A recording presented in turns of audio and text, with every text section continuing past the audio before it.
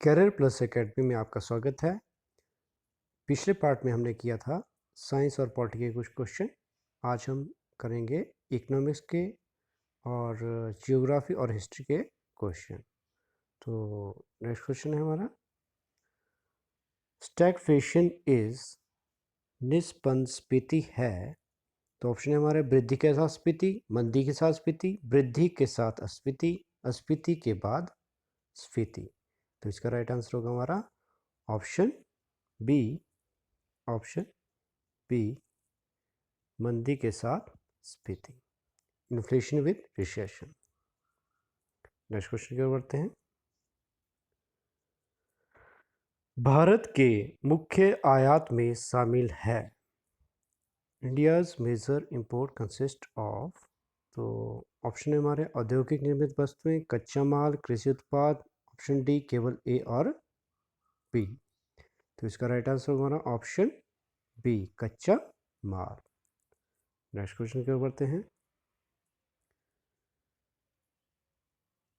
भारतीय बजट विभाजित होता है। ऑप्शन है हमारे राजस्व बजट, पूंजी बजट।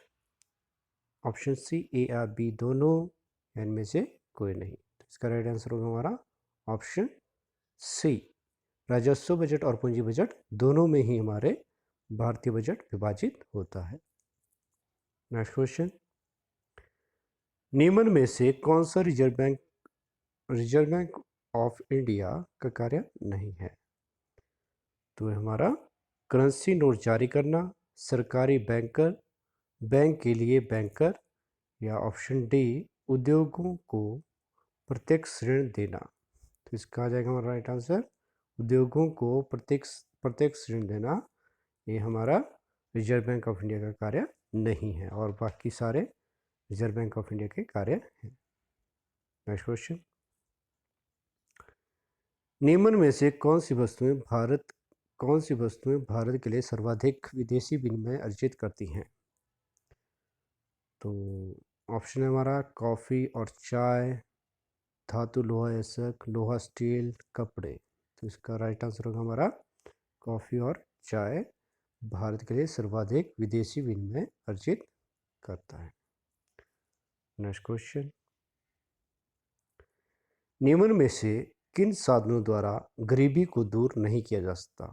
तो ऑप्शन है हमारा सरकारी अनुदान, जनसंख्या नियंत्रण, उत्पादन में वृद्धि, समानतापूर्वक वितरण। तो इसका राइट आंसर होगा हमारा ऑप्शन ए, सरकारी अनुदान के गवर्नमेंट सब्सिडीज के द्वारा गरीबी को समाप्त नहीं किया जा सकता। नेक्स्ट क्वेश्चन, कर्मचारी भविष्य निधि अधिनियम कब अधिनियमित हुआ। तो जो हमारा एम्प्लॉयज प्रोविडेंट फंड एक्ट है वो कब पारित हुआ था हमारा 1954 में। नेक्स्ट क्वेश्चन, स्थानीय निकायों के लिए निम्न में से एक मुख्य आय का स्रोत है। तो ऑप्शन है हमारे आयकर, वस्तुओं पर कर, संपत्ति कर और खर्च पर कर। इसका राइट आंसर होगा हमारा ऑप्शन सी, संपत्ति पर कर। नेक्स्ट क्वेश्चन की ओर बढ़ते हैं। निम्न में से कौन सी फसल की खेती असिंचित भूमि पर नहीं की जा सकती। तो ऑप्शन है हमारे गेहूं, गन्ना, बाजरा, मूंगफली। इसका राइट आंसर हो जाएगा हमारा गन्ना। गन्ने का जो खेती है हमारे असिंचित भूमि पे नहीं की जा सकती। नेक्स्ट क्वेश्चन, निम्न में से कौन सी यूटीआई का मुख्य कार्य है। तो यूटीआई का मुख्य कार्य हमारा छोटी वस्तुओं को बढ़ावा देना। यूटीआई मतलब यूनियन ट्रस्ट ऑफ इंडिया का प्रमुख कार्य छोटी वस्तुओं को बढ़ावा देना है। नेक्स्ट क्वेश्चन, किस देश को यूरोप का कॉकपिट कहा जाता है। ऑप्शन है हमारे हंगरी, ऑस्ट्रेलिया, स्विट्जरलैंड, बेल्जियम। तो इसका राइट आंसर होगा हमारा बेल्जियम। बेल्जियम को कॉकपिट ऑफ यूरोप कहा जाता है। नेक्स्ट क्वेश्चन, सबसे चमकीला ग्रह कौन सा है? तो सबसे चमकीला ग्रह हमारा शुक्र ग्रह सबसे चमकीला ग्रह है और इसे ही सांझ का तारा भी कहा जाता है। Next question, rift valley is विभ्रंश घाटी है। ऑप्शन हमारा भूमि जिसका मुख लंबा और संकीर्ण होता है, पहाड़ियों में एक गहरी घाटी। ऑप्शन सी घाटी जिसकी पार्श्वों पर विशाल पर्वत होते हैं, इनमें से कोई नहीं। तो इसका राइट आंसर होगा हमारा ऑप्शन ए, भूमि जिसका मुख लंबा और संकीर्ण होता है। नेक्स्ट क्वेश्चन, डेल्टा इज नदी मुख भूमि है। ऑप्शन हमारे वितरक नदियों के बीच त्रिकोणीय आकार की भूमि।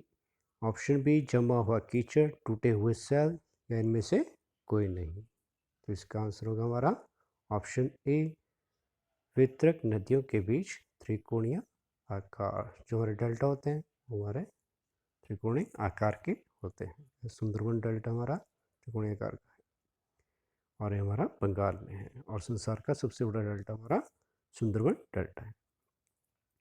नेक्स्ट क्वेश्चन, सबसे छोटा दिवस है। तो सबसे छोटा दिवस हमारा 22 दिसंबर होता है हमारा सबसे छोटा दिवस। नेक्स्ट क्वेश्चन बढ़ते हैं, इराक का पुराना नाम क्या था? तो इराक का पुराना नाम हमारा क्या था? फॉर्मोसा, सियाम, मेसोपोटामिया, या इनमें से कोई नहीं। तो इसका राइट आंसर होगा हमारा option C, Mesopotamia. Next question, राशि चक्र एक पट्टा है। तो इसका राइट आंसर हो जाएगा हमारा ऑप्शन ए, 12 नक्षत्रों का। नेक्स्ट क्वेश्चन को पढ़ते हैं, कर्क संक्रांति होती है 21 मार्च को, 21 जून को, 22 सितंबर को, या 22 दिसंबर को।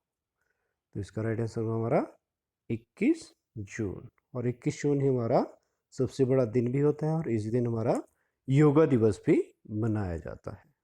नेक्स्ट क्वेश्चन,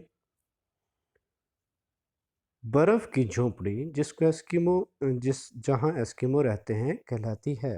जहाँ एस्किमो लोग रहते हैं उसकी क्या कहते हैं? उसे कहते हैं हम इग्लू। इग्लू जनजाति हमारी एस्किमो जनजाति हमारी इग्लू में रहती है, जो बर्फ के घर होते हैं।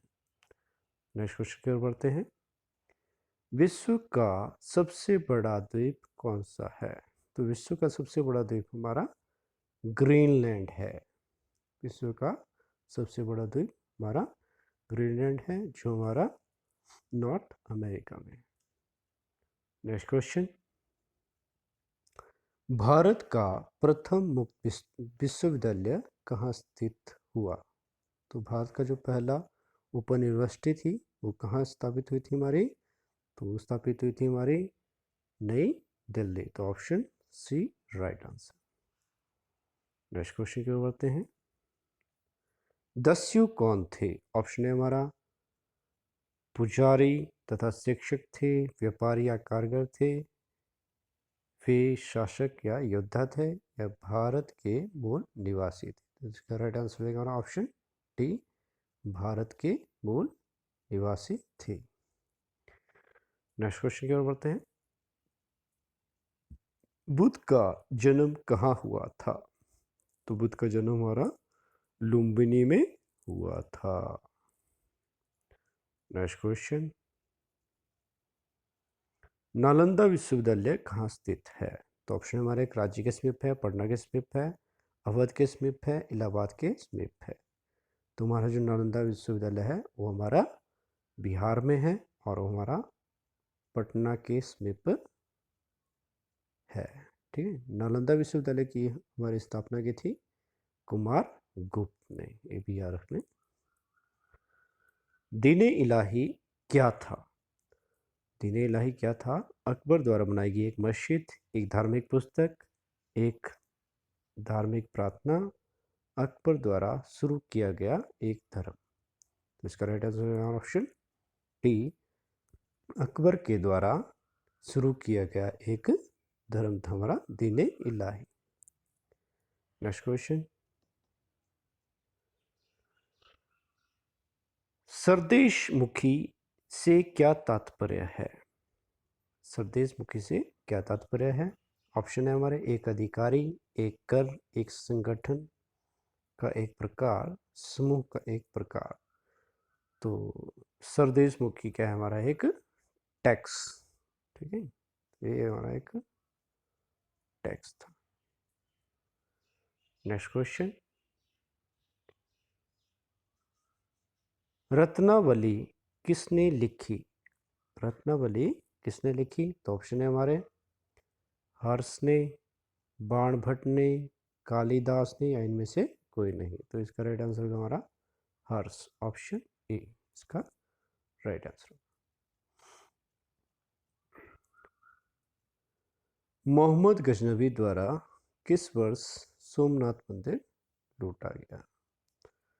तो मोहम्मद गजनवी ने भारत में पहला आक्रमण 1001 ईस्वी में किया था, और 1009 में कांगड़ा में आक्रमण किया था, और 1025 में सोमनाथ मंदिर पे आक्रमण किया था। तो इसका राइट आंसर होगा 1025, और 17 बार आक्रमण किया था इसने भारत पे, 17 बार आक्रमण किया था। नेक्स्ट क्वेश्चन, राजा राममोहन राय किससे संलिप्त नहीं थे? तो इसका ऑप्शन है हमारे, विधवा पुनर्विवाह, सती प्रथा, संस्कृत शिक्षा, अंग्रेजी को बढ़ावा देना। तो इसका राइट आंसर हो जाएगा हमारा ऑप्शन सी, ऑप्शन सी इसका राइट आंसर होगा, संस्कृत शिक्षा, संस्कृत शिक्षा इसका राइट आंसर होगा। और राजा राममोहन राय ने ब्रह्म समाज की स्थापना की थी, कब की थी?